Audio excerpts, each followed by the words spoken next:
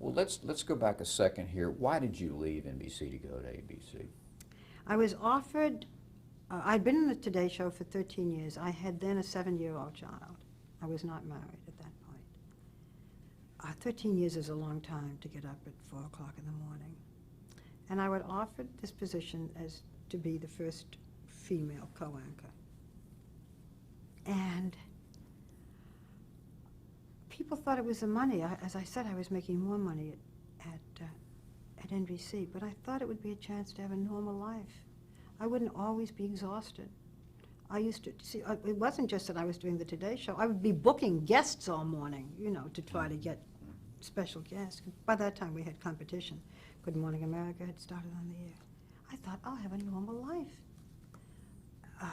And I'll be able to be with my child more. And I didn't know what to do. I didn't know what to do. I didn't know what to do. And I then one day just, you know, I held my nose the way you're diving into something and said, yes, I'll do it.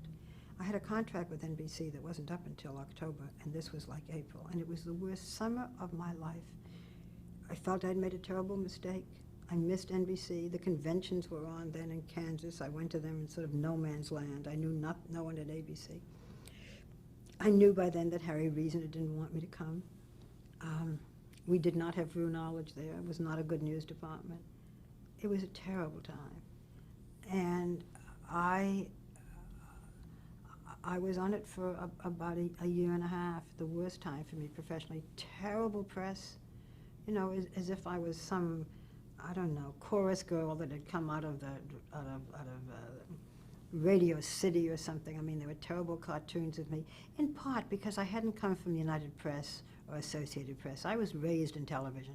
Today there are generations who are. In those days they were not. And I was a woman. And here was this wonderful, grizzled Harry Reasoner who had this, you know.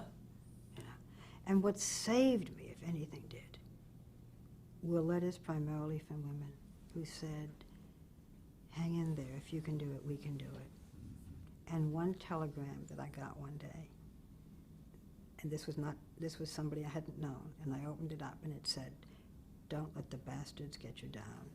And it was signed John Wayne. And years later I did that wonderful, oh, what a terrific man he was, interview with John Wayne.